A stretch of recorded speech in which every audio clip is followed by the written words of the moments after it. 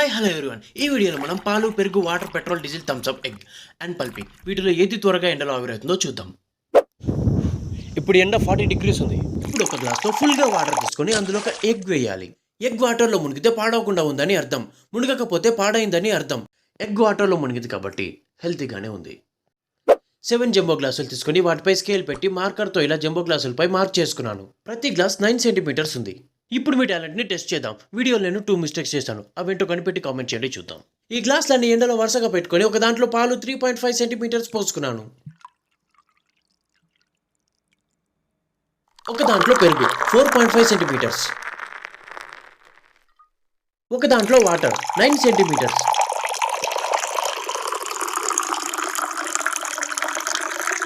Petrol 7.7 centimetres.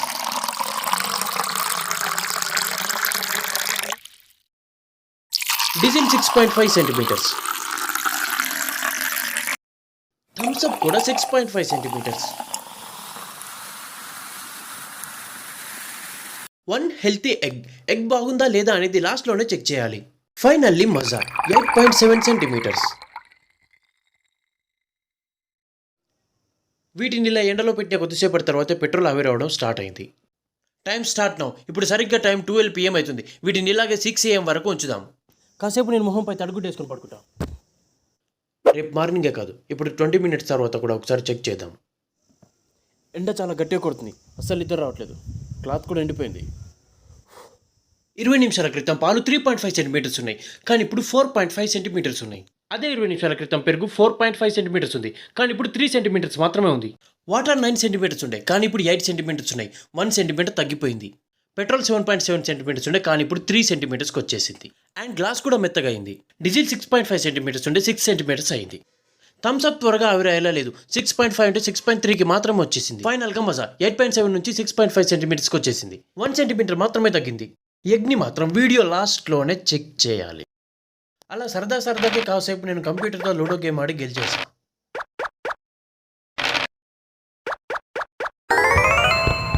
ఇప్పుడు నేను రేపు మార్నింగ్ 6 AM కోసం వెయిట్ చేస్తున్నాను.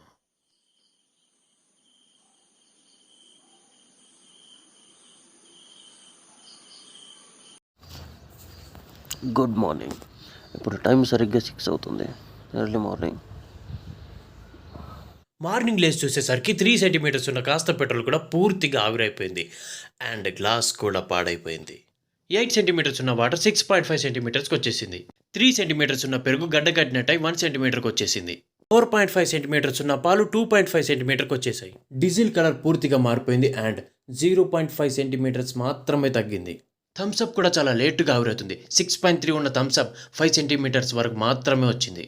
మజా పాడైపోయింది, కలర్ కూడా షేడ్ అయిపోయింది. 6.7 ఉన్న మజా 6 సెంటీమీటర్స్ వరకే వచ్చింది. అసలు ఏది పాలు ఏది పెరుగు అర్థం అవ్వట్లేదు. పాలు పెరుగు 2 పాడైపోయినాయి. వాటర్ అలాగే ఉన్నాయి.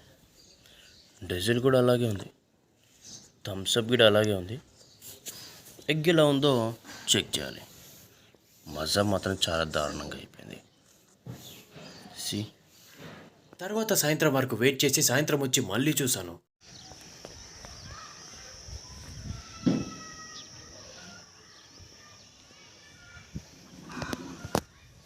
పాలో పెరుగో తెలియదు, కానీ పూర్తిగా ఎండిపోయింది.